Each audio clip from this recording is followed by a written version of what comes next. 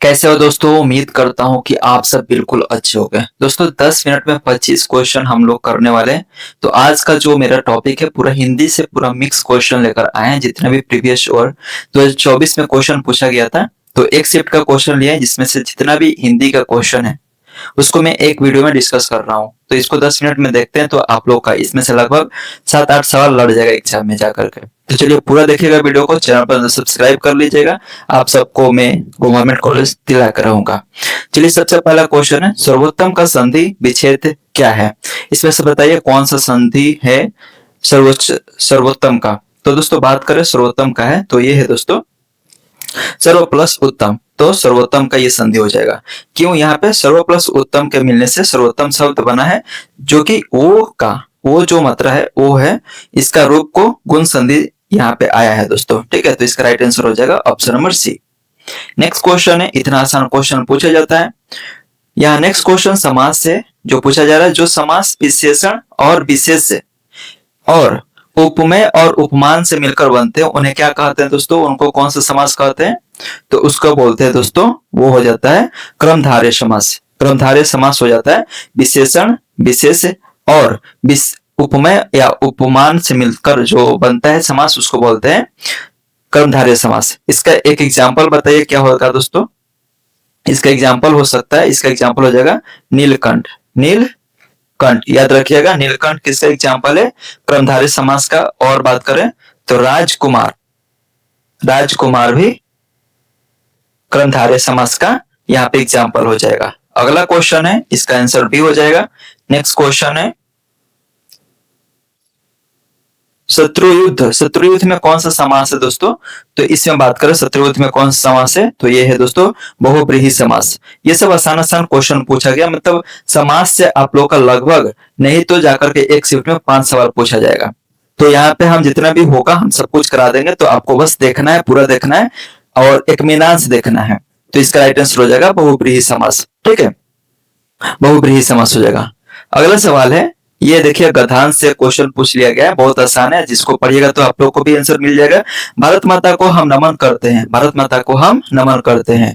उत्तर में हिमालय इसका शिखर शिखर है। खेतों में लहराती फसलें और बागों में फले पके फलों की बहार भारत माता का उपहार है। और इसमें से भारत माता का उपहार किससे कहा गया दोस्तों, तो भारत माता का उपहार इसमें कह दिया गया है उत्तर में हिमालय है, शिखर से कहा गया है, खेतों में लहराती फसलें से कहा गया है और बागों में फलों फूलों को किया गया है। तो यहाँ पे इसको ऑप्शन देखे तो वनों में जड़ी बूटी, तो इससे तो नहीं है। खानों में खनिज, खनिज का तो बात भी नहीं किया गया है। एक से अधिक विकल्प मतलब गलत है ये। तो यहाँ पे राइट आंसर हो जाएगा ऑप्शन नंबर डी। इसमें से कोई भी मैच नहीं कर रहा है। ठीक है, तो नेक्स्ट देखिए क्वेश्चन, मोहन ने कहा कि मैं खेलूंगा। मोहन ने कहा कि मैं खेलूंगा। इसमें से बताना है कि कर्ता कौन है। तो मोहन है, कौन खेल रहा है, मोहन। तो ये तो करता है, जो क्रिया को करता है वही कर्ता होता है। तो यहाँ पे राइट आंसर हो जाएगा मोहन।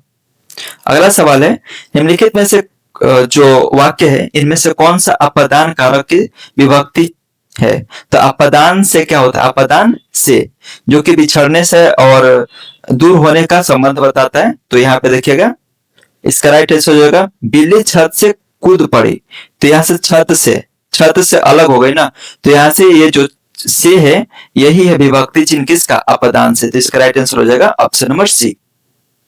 अगला सवाल है क्वेश्चन नंबर 7, इज्जत उतारना मुहावरे का यहाँ पे अर्थ क्या होगा। तो इज्जत उतारना मुहावरे का अर्थ होता है दोस्तों यहाँ पे अपमान करना, मतलब अपमानित करना। तो इसका राइट आंसर हो जाएगा ऑप्शन नंबर ए हो जाएगा। चलिए अगला सवाल देखें तो 8 नंबर है, इनमें से कौन सा वाक्य अशुद्ध है मतलब गलत है। लाल किला लाल पत्थरों से बनी है। लाल किला कितना है दोस्तों, लाल किला तो एक ही वो है, लेकिन यहाँ से बता रहा है पत्थरों से बनी है, मतलब बनी है, ये बता रहा है कि ये बहुवचन बता रहा है। तो इसलिए ये गलत हो जाएगा, मतलब ये राइट आंसर हो जाएगा मेरा। ठीक है, अगला सवाल देखें, कौन सा पदबंध के अंतर्गत शामिल नहीं है। पदबंध के अंतर्गत नहीं है दोस्तों, तो क्या होता है दोस्तों, पदबंध से रिलेटेड कौन सा होता है। तो यहाँ पे बात करें ना, तो ये जो है समास यहाँ से पदबंध से अंतर्गत शामिल नहीं है। क्यों दोस्तों, इसमें पदबंध में कौन कौन से आते हैं, तो पदबंध में आते हैं दोस्तों, यहाँ पे आ जाता है संज्ञा, संज्ञा आता है, क्रिया आता है और विशेषण आता है, विशेषण। यही 3 को है जो कि पदबंध के अंतर्गत शामिल होते हैं। जो यहाँ पे समास है ये पदबंध से अंतर्गत शामिल नहीं है, तो इसका राइट आंसर हो जाएगा दोस्तों ऑप्शन नंबर सी। अगला सवाल देखिएगा, मैं लिख नहीं सकता वाक्य को भाववाचक में बदलना है। तो भाववाचक में बदलने के लिए क्या किया जाता है दोस्तों, जो क्रिया होता है उस पे जोर दिया जाता है। तो यहाँ पे देखिए, मुझसे लिखा नहीं गया, ये गलत है दोस्तों। मुझसे लिखना नहीं चाहिए था, ये भी गलत है। मुझसे लिखा नहीं जा सकता, तो ये राइट आंसर हो जाएगा, ये सही है दोस्तों। तो इसका राइट आंसर हो जाएगा ऑप्शन नंबर सी। ठीक है, जो भाववाचक में वाक्य की क्रिया पर जोर दिया जाता है, जहां पे भाववाचक रूप में बदलना होता है, तो याद रखिएगा ये। अगला सवाल है 11 नंबर है, बताना है कि इसमें से शुद्ध वाक्य कौन सा है, मतलब सही बताना है। सीता ने झूठ कही थी, सीता ने झूठ कही थी, बहुसंख्यक मनुष्य यहाँ आए थे, भाई बहन जा रही है, ये गलत है दोस्तों। और निरपराधी को दंड नहीं मिलनी चाहिए, तो इसका राइट आंसर हो जाएगा ऑप्शन नंबर डी। यहाँ पे बात कर दोस्तों, तो ये इसका राइट आंसर हो जाएगा। अगला सवाल है, शब्द क्या है दोस्तों, शब्द किससे बनता है। तो शब्द क्या होता है, जो वर्णों से, मतलब वर्णों से मिलकर वर्णों का समूह होता है, उसको क्या बोलते हैं दोस्तों, शब्द। तो राइट आंसर हो जाएगा ए। देखिए कितना सवाल आसान है। यहाँ पे क्या हो जाएगा दोस्तों, वर्ण समूह हो जाएगा शब्द। अगला सवाल है, शब्द व्यंजक है तो उसके अर्थ कहलाएंगे। जो शब्द व्यंजक है उसका अर्थ क्या कहलाएगा दोस्तों, उसका शब्द जो कहलाएंगे अर्थ कहलाएगा व्यंज कहलाएगा। ठीक है, व्यंज याद रखिएगा ये। अगला सवाल है, उपमेय में उपमान के संशयों को पैदा करने वाला अलंकार कौन सा है। तो ये है दोस्तों कौन सा अलंकार। देखिए अलंकार से यहाँ पे स्टार्ट हो गया, पहले सिर्फ और सिर्फ समाज से क्वेश्चन पूछा था, अब देखिए कितना सारा अलंकार से क्वेश्चन पूछेगा। तो इसका राइट आंसर हो जाएगा दोस्तों संदेह, और ज्यादा से ज्यादा संदेह ही सबसे ज्यादा, संदेह हो गया, उपमा हो गया, यमक, 3 गो जो होता है ना अलंकार, ये काफी ज्यादा पूछता है। तो इसका तीनों का हम एक वीडियो बनाया शॉर्ट में 10 मिनट का, हुआ चैनल पर यहाँ पे सर्च कर लेना और देख लेना, 10 मिनट में आपका अलंकार बिल्कुल खत्म हो जाएगा। तो इसका राइट आंसर हो जाएगा डी। अगला सवाल है, अलंकार से अनुप्रास अलंकार के कितने भेद होते हैं। तो अनुप्रास अलंकार का होता है दोस्तों 5 भेद होते हैं। जैसे कि हम 2 को बताते हैं, आप लोग 3 को टाइप करिएगा। तो एक होता है वर्ण अनुप्रास, और हम एक बताते हैं और पदानुप्रास, और 3 को आप लोग बताइएगा कमेंट में। 1 2 हम बता दिए, 3 4 5 आप लोग को 3 को कमेंट में बताना है। अगला सवाल है, सपना क्या है। सपना क्या है, नयन सेज पर सोया हुआ आंख का पानी। मतलब यहाँ पे सपना क्या दोस्तों, ये देखिए बताना है, ये अलंकार ही है, अलंकार से इसमें से पूछ रहे हैं यहाँ पे सपना क्या है। तो बात करो दोस्तों, तो ये है सपना, इसमें रूपक अलंकार का चर्चा हुआ है। ठीक है, सपना, सपना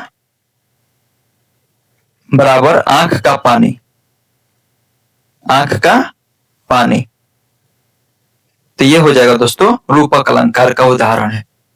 अगला सवाल है, सब प्राणियों के मर्म मयूर आहा नाच रहा है, इनमें से कौन सा अलंकार है। देख लीजिए कितना सारा अलंकार का पूछा, ये देखिए 1 सवाल, 1 सवाल, 2 सवाल, 3 सवाल। अब देखिए यहां से 1 सवाल, 2 सवाल, 3 सवाल, 4 सवाल, यहां से अलंकार के देख लीजिए 4 सवाल अभी आगे आना बाकी है। क्या बोल रहा है, सब प्राणियों के मयूर आहा नाच रहा है, तो अलंकार कौन सा इसमें से है। तो इसमें से कौन सा अलंकार है दोस्तों बताना है। तो ये है दोस्तों रूपक अलंकार। यहाँ बोल रहा है मर्म मयूर, मतलब मन को मोर से रूपक को जोड़ा गया है। ठीक है, मन को मोर से, मोर के रूपक से जोड़ा गया है, तो ये हो जाएगा रूपक अलंकार। अगला सवाल है, पाई अपूर्व स्थिरता मृत्यु आयु में भी मानो अचंचल विमोहित हो बनी थी, इनमें से कौन सा अलंकार है। देखिए 5वां सवाल है अलंकार का, तो ये हो जाएगा दोस्तों उत्प्रेक्षा। उत्प्रेक्षा अलंकार से है। उत्प्रेक्षा क्या होता है दोस्तों, जब किसी वस्तु की किसी अन्य वस्तु से समानता का अनुमान लगाया जाता है। जैसे कि देखिए यहाँ पे देखिए वायु को यहाँ पे पाई अपूर्व स्थिरता मृत्यु, वायु भी मानो मानो अचंचल विमोहित हो बनी थी। तो यहाँ पे एक दूसरे को जब किसी वस्तु की किसी अन्य वस्तु से समानता का अनुमान लगाया जाता है दोस्तों, तो उसको बोलते हैं उत्प्रेक्षा अलंकार। ठीक है, तो उत्प्रेक्षा अलंकार याद रखिएगा, एक चीज से दूसरी चीज को अनुमान लगाना, तो ये हो जाता है उत्प्रेक्षा अलंकार। 5 सवाल पूछा जा चुका है। अगला सवाल अलंकार, छठा सवाल अलंकार का ही। सुलगती अनुराग की आग, जहां जल से भरपूर तड़कता वहां। तो ये है दोस्तों, देखिए ये है विरोधाभास। मतलब विरोधाभास क्या होता है, जहां आग, यहाँ पे देखिए आग को, आग और जल का साथ होना, आग और जल का साथ होना, मतलब एक के साथ दूसरे का होना, वही बताता है विरोधाभास अलंकार। तो इस तरह से छोटा छोटा शब्द मिलाकर के आप लोग को याद रखना होगा। अगला सवाल है, पदार्थ में जो समानता पाई जाती है उसे क्या कहते हैं दोस्तों? उसको कहते हैं तुक, उसको कहते हैं तुक। जिससे पदार्थ में समान ध्वनि, पदार्थ में समान ध्वनि या फिर काफिया को तुक कहा जाता है, तो याद रखिएगा। अगला सवाल है, किस छंद के प्रत्येक चरण में 2 द्वंगन, 1 जगन और 2 क्रू वर्ण होते हैं? तो क्या होता है दोस्तों, ये होते हैं इंद्रवर्जा, इंद्रवजारा होते हैं। तो ये क्या होता है दोस्तों, इंद्रवजारा छंद की यही विशेष संरचना होती है। तो यहां से छंद से भी क्वेश्चन पूछता है। यहाँ पे बोल रहा है कि काव्य प्रकाश नामक ग्रंथ के रचनाकार कौन है? तो यह है दोस्तों मम्मट। मम्मट जो है काव्य प्रकाश का जो ग्रंथ है इसका रचनाकार है। और जो मम्मट है दोस्तों, संस्कृत साहित्य का प्रसिद्ध आलोचक आचार्य मम्मट ने काव्य जो प्रकाश है इसको लिखा है। अगला सवाल है, देखिए सुदामा दीन दशा, करुणा करके कृष्ण निधि रोए। तो यहाँ पे देखिए रोना धोना या फिर करुणा उड़ना का बात है, तो ये दुख को बता रहा है। तो ये कौन सा रस पूछा है? तो ये हो जाएगा दोस्तों करुण रस। ठीक है, तो इस तरह से रस का भी हम एक शॉर्ट वीडियो बताए थे, जिसमें कि 7-8 मिनट में पूरा का पूरा रस क्लियर हो जाएगा और उसी से क्वेश्चन आते हैं। जो कंसेप्ट बताए हैं उसी से हमेशा क्वेश्चन पूछे जाते हैं, तो उसको कर लेते हैं। तो आपका रस, समास, जो आपका छंद है वो भी बताए हैं, या फिर आपका जो अलंकार है इसको हम 10-10 मिनट से पहले, मतलब 7-8 मिनट के वीडियो बनाए, इसी से आप लोग का पूरा क्लियर हो जाएगा। तो चैनल पर खोज कर देख लीजिएगा और मैं यहाँ पे पिन कमेंट में भी दे दूंगा उसको लिंक, तो आप लोग वहां से भी देख सकते हैं।